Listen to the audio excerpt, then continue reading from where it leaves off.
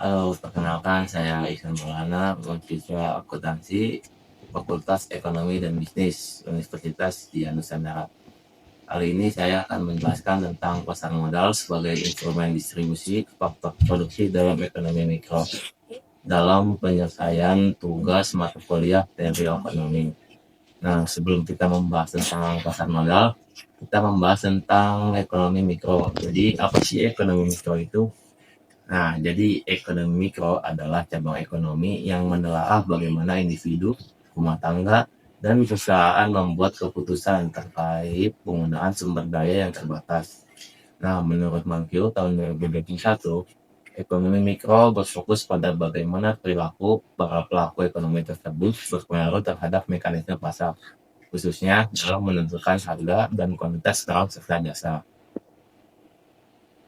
Nah, lalu kita membahas tentang pasar modal. Jadi pasar modal adalah tempat bertemunya pihak yang membutuhkan dana jangka panjang dengan pihak yang memiliki dana atau investor melalui transaksi efek seperti saham, obligasi, dan lain-lain. Nah, lalu ini ada pelaku pasar modal. Jadi siapa sih yang berperan dalam pasar modal ini? Yang pertama itu adalah investor. Jadi investor adalah orang atau perusahaan yang menanamkan modal dalam instrumen keuangan dengan tujuan untuk mendapatkan keuntungan. Lalu yang kedua ada emiten, yaitu perusahaan yang menawarkan efek seperti saham, obligasi, dan lain-lain. Yang ketiga ada manajer investasi, yaitu pihak yang kegiatan usahanya mengelola portofolio investasi untuk kepentingan investor. Lalu ada perusahaan efek, yaitu perusahaan yang menjadi perantara perdagangan efek antara investor dengan emiten atau manajer investasi. Nah, yang terakhir adalah regulator, yaitu perusahaan yang mengatur, mengendalikan, contohnya OJK. Nah, lalu ada instrumen pasar modal. Jadi, instrumen pasar modal ini ada 4 macam. Yang pertama itu adalah saham, yaitu pasar modal yang memungkinkan perusahaan untuk mengumpulkan dana dengan menjual saham kepada investor. Lalu ada obligasi, yaitu pasar modal yang memungkinkan perusahaan untuk mengumpulkan dana dengan menjual obligasi kepada investor. Lalu yang ketiga ada derivatif, yaitu pasar modal yang memungkinkan investor untuk membeli dan menjual kontrak derivatif seperti opsi dan futur. Nah, yang terakhir adalah reksadana, yaitu wadah investasi yang menghimpun dana masyarakat dan dikelola oleh manajer investasi. Nah, setelah kita membahas tentang pasar modal, selanjutnya kita akan membahas tentang IPO. Jadi, apa sih yang dimaksud dengan IPO ini? Jadi IPO adalah Initial Public Offering, yaitu proses di mana sebuah perusahaan swasta menawarkan sahamnya kepada publik untuk pertama kali melalui bursa efek.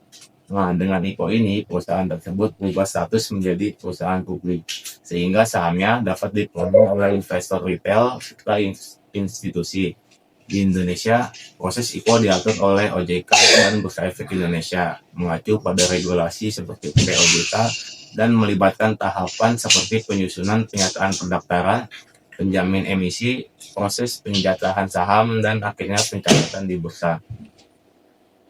Nah, lalu tujuan utama dari IPO ini adalah untuk menghimpun modal likuiditas agar perusahaan memiliki dana jangka panjang untuk mengembangkan usahanya, membiayai proyek baru, atau melakukan restrukturisasi utang. Nah, lalu kita akan membahas tentang kondisi pasar modal di Indonesia. Jadi, kondisi pasar modal di Indonesia pada tahun 2023 itu terdapat jumlah emiten atau perusahaan yang terdaftar di BI itu ada 903 emiten. Nah, di tahun 2024 mengalami kenaikan sebanyak 31 emiten menjadi 934 emiten. Lalu kapitalisasi pasar di tahun 2023 itu sebanyak 11.674 triliun dan mengalami kenaikan di tahun 2024 sebanyak 12.191 triliun. Lalu ada jumlah investor di tahun 2023 itu sebanyak 12,16 juta dan mengalami kenaikan di tahun 2024 sebanyak 14,81 juta dengan sektor paling dominan yaitu jasa keuangan. Akan tetapi di pasar modal ini terdapat permasalahan distribusi kepada faktor produksi. Nah, yang pertama itu adalah akses pasar modal untuk UMKM masih sangat terbatas karena persyaratan untuk IPO tradisional cukup berat, termasuk modal minimal, set, dan prosedur administrasi yang rumit. Lalu permasalahan kedua ada asimetri informasi, yaitu banyak UMKM tidak memiliki laporan keuangan yang transparan atau reputasi yang meyakinkan bagi investor. Sementara investor sering kurang memahami resiko pasar modal. Nah, yang ketiga adalah biaya go publik tinggi. Jadi biaya tinggi untuk melakukan IPO ini menjadi penghalang utama bagi perusahaan kecil dan menengah. Proses go publik melibatkan biaya audit, penjamin emisi, dan kepatuhan regulasi yang cukup besar, sehingga banyak UMKM enggan mencoba jalur IPO tradisional. Dan yang terakhir ada dominasi sektor tertentu.